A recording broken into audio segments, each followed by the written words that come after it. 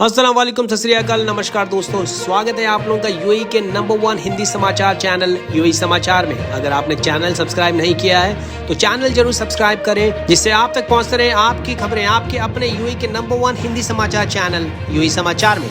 तो ये हैं आज के मुख्य समाचार। शारजाह पुलिस ने तकरीबन 5432 लोगों को फाइन दिया है एक ही महीने के अंदर कोरोना महामारी के चलते एहतियाती कदम न उठाने के लिए। इसकी जानकारी देते हुए मेजर जनरल सैफ अल ज़ेरी अल शामसी, जो कि कमांडर इन चीफ है शारजाह पुलिस के, उन्होंने कहा पुलिस ने अपनी पेट्रोलिंग में बढ़ोतरी की है। कोरोना महामारी के केसेस में बढ़ोतरी होने के कारण एक ही गाड़ी में तय लोगों से ज्यादा लोगों के यात्रा करने पर सबसे ज्यादा फाइन दिए गए। आपकी जानकारी के लिए केवल 3 ही लोग अलाउड हैं एक गाड़ी में, अगर वो एक ही परिवार के सदस्य नहीं हो, और इसी के चलते करीब69 950 लोगों को फाइन दिए गए जिन्होंने इस रूल का उल्लंघन किया।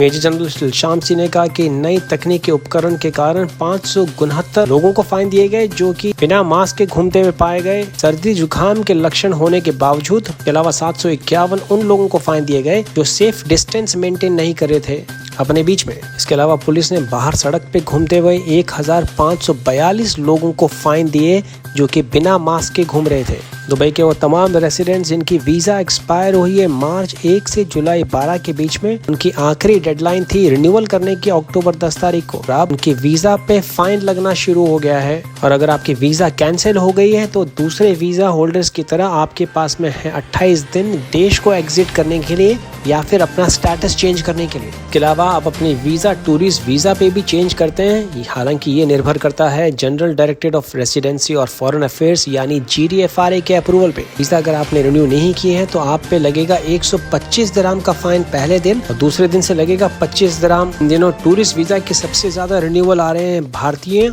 उसके बाद पाकिस्तानी, इजिप्शियन, फिलिपिनोस। इनमें ज्यादातर लोग नए रोजगार की तलाश में आए हैं, यानी कि न्यू जॉब सीकर्स हैं।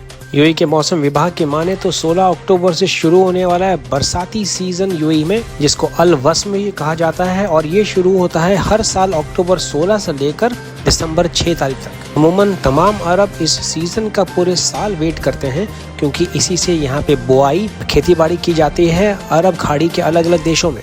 इस अल वास्म सीजन के तुरंत बाद शुरुआत होती है सर्दी के मौसम की। अल वास्म सीजन के दौरान अधिकतम तापमान 35 डिग्री सेल्सियस तक पहुंचने की आशंका है। न्यूनतम तापमान जा सकता है 10 डिग्री सेल्सियस तक। पिछले कुछ दिनों में अच्छी खासी बारिश देखने को मिली है अजमान, शारजाह और अलेन के हिस्सों में। जब से कोरोना महामारी के खिलाफ लड़ाई शुरू हुई है यूएई में, काफी सारे लोगों को एहतियात न बरतने के तौर पे काफी मुखालफे भी मिले हैं। इसके तहत भी काफी लोगों के सवाल थे कि हम अपना फाइन कैसे चेक कर सकते हैं, अगर हमको फाइन दिए गए हैं तो हमारा फाइन कितना है, कितने मुखालफा आया है, वो कैसे चेक करें। तो आप इसके लिए कॉल कर सकते हैं 800-99-999 पे, जो कि UAE public prosecutor call centre है। इसके अलावा आप अबू धाबी पुलिस का स्मार्ट एप्लीकेशन भी डाउनलोड कर सकते हैं, और आपको डालनी होगी अपनी एमिरेट्स आईडी। रजिस्ट्रेशन की प्रोसेस के दौरान आपको OTP भेजा जाएगा आपके रजिस्टर्ड मोबाइल नंबर पे, और उसके बाद में आप अपनी फाइन की इंक्वायरी कर सकते हैं। आप चूज कर सकते हैं, यानी कि आप सेलेक्ट कर सकते हैं inquiry by Emirates ID option पे, और एमिरेट्स आईडी डालने के बाद में आपके सारे तमाम फाइन अगर आपको दिए गए हैं या आपके एमिरेट्स आईडी से जुड़े हुए हैं तो वो आ जाएंगे आपकी स्क्रीन के ऊपर। इसके अलावा दुबई के लोग कॉल कर सकते हैं दुबई पुलिस की कस्टमर सपोर्ट हॉटलाइन 901 पे। इसके अलावा दुबई पुलिस का स्मार्ट ऐप भी आप डाउनलोड कर सकते हैं।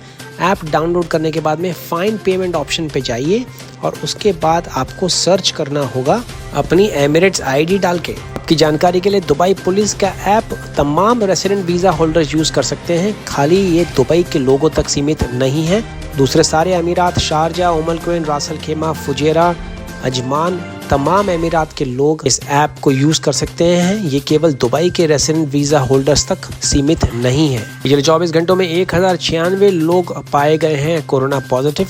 इसके अलावा 1,33,935 PCR टेस्ट भी किए गए पूरे देश भर में। दूसरी ओर 2 नई मृत्यु भी दर्ज की गई है 24 घंटों में। इसको मिला के टोटल मृतकों की संख्या हो गई है संयुक्त अरब अमीरात में 445। अब 1311 नए पेशेंट्स यानी नए रोगी रिकवर भी किए जा चुके हैं। को मिला के टोटल रिकवरीज की संख्या हो गई है 97,284।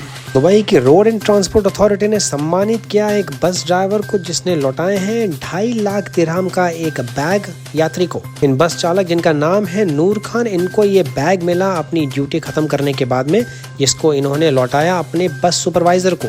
आरटीए के चेयरमैन श्री मतार मोहम्मद अल तायर, जो कि डायरेक्टर जनरल हैं, चेयरमैन भी हैं और बोर्ड ऑफ एग्जीक्यूटिव डायरेक्टर हैं आरटीए के, उन्होंने कहा ये हमारे लिए बहुत ही सम्मान की बात है कि हमारे तमाम कर्मचारियों में ईमानदारी का जज्बा कूट कूट के भरा है। कुवैत में नए एम्प्लॉयमेंट वीज़ा रूल्स के अंतर्गत कुवैत मिनिस्ट्री ऑफ एजुकेशन ने अनाउंस किया है कि उसके तमाम कर्मचारी अपनी वीज़ा ट्रांसफ़र नहीं कर पाएंगे प्राइवेट सेक्टर में। गौरतलब है कि कुवैत में केवल 4 कैटेगरीज के लोग ऐसे हैं जिनको वीजा ट्रांसफर करने पे किसी भी किस्म का बैन नहीं लगता है। पहली श्रेणी है कुवैती महिला नागरिकों के तमाम पति और उनके बच्चे, कुवैती पुरुष नागरिकों की पत्नियां या फिर वो बच्चे जो कुवैत में पैदा हुए हैं। इसके अलावा फिलिस्तीनी जिनके पास ट्रैवल डॉक्यूमेंट्स हैं और वो टेक्निकल प्रोफेशनल्स जिनके पास में हेल्थ सेक्टर या हेल्थ मिनिस्ट्री से लाइसेंस इशू किया गया है मिनिस्ट्री ऑफ हेल्थ के द्वारा मेडिकल फील्ड में प्रैक्टिस करने के लिए। कुवैत की सरकार पहले ही अनाउंस कर चुकी है कि जितने भी अप्रवासी नागरिक कुवैत के अंदर काम कर रहे हैं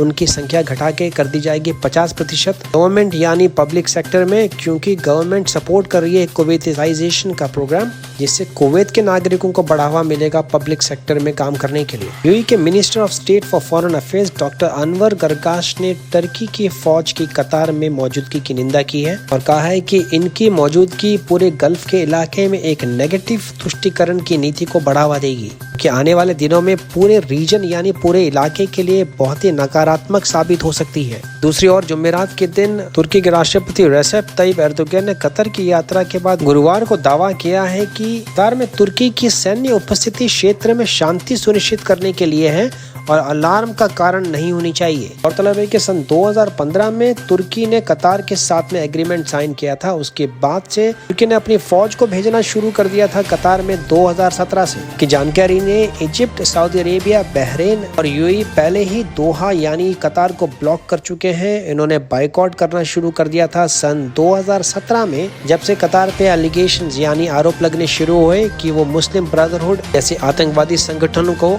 सपोर्ट कर रहा है। इसी के बाद से यूएई और अन्य खाड़ी के देशों ने मांगे तेज कर दी थी कि तुर्की के जितने भी सैन्य संस्थान हैं वो कतार अपने इलाके से बंद करे और टेररिस्ट ऑर्गेनाइजेशन यानी आतंकवादी संगठनों को अपना सपोर्ट देना बंद करें। इसकी मांग कतार ने अभी तक नहीं मानी है और इसी के चलते बाइकआउट अभी भी चालू है। अजमान में मौजूद अजमान यूनिवर्सिटी में नया कोविड-19 का डीपीआई टेस्टिंग सेंटर खोला गया है तामू हेल्थ केयर कंपनी के सौजन्य से। इस टेस्टिंग सेंटर में डीपीआई कोविड-19 टेस्ट अजमान यूनिवर्सिटी के तमाम स्टूडेंट्स और एकेडमिक स्टाफ के मेंबर्स को बिल्कुल मुफ्त दिए जाएंगे। की जानकारी देते हुए डॉक्टर फेता जैसास, जो कि मेडिकल सर्विसेज मैनेजर हैं, उन्होंने कहा अजमान यूनिवर्सिटी पूरे रीजन के अंदर पहली यूनिवर्सिटी है जो इस तरह की सर्विसेज दे रही है अपने कम्युनिटी मेंबर्स को। रासल खेमा पुलिस के साइकिल गश्ती दल ने 8,737 लोगों को फाइन यानी जुर्माना इशू किया है जून 29 तारीख से लेकर अक्टूबर 1 तारीख तक कोरोना महामारी के तमाम गाइडलाइंस को न मानने के लिए।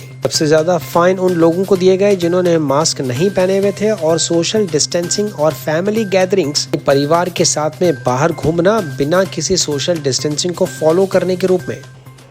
अब तक के मुख्य समाचार। अगर आपने चैनल सब्सक्राइब नहीं किया है दोस्तों तो प्लीज चैनल सब्सक्राइब करें, घंटी जरूर बजाएं जिससे आप तक पहुंचे यूएई के तमाम बड़े समाचार सबसे तेज और सबसे पहले। यदि आपको किसी भी किस्म की वीजा की आवश्यकता है, चाहे वो 1 महीने की हो या 3 महीने की, तो आप डिस्क्रिप्शन बॉक्स में दिए गए या स्क्रीन पे आ रहे व्हाट्सएप नंबर से भी संपर्क कर सकते हैं। अलावा अगर आप कंपनी फॉर्मेशन करना चाहते हैं यानी नई कंपनी बनाना चाहते हैं दुबई में, चाहे वो प्रोफेशनल लाइसेंस हो या ट्रेडिंग लाइसेंस, उसके लिए भी आप हमारी सेवाएं ले सकते हैं। इसमें कंपनी का नाम रिजर्व करने से लेकर पूरी कंपनी की फॉर्मेशन तक सारी फॉर्मेलिटीज, इसमें एक रिलायबल यानी विश्वसनीय एमिराती स्पॉन्सर की सारी सर्विसेज, ऑफिस या बिना ऑफिस के साथ अगर आपको वर्चुअल कंपनी फॉर्मेशन भी करनी है तो वो भी मुमकिन है, वो भी सबसे कम दरों पर। इसके लिए भी आप नीचे डिस्क्रिप्शन बॉक्स में दिए गए नंबर पे संपर्क कर सकते हैं। इसी के साथ मैं विजय चौधरी लेता हूँ आपसे इजाजत। मैं मिलूंगा कल नए ताजा समाचारों के साथ। तब तक रखें अपना ख्याल। सत श्री अकाल, मां सलामा, शबा खैर, नमस्कार।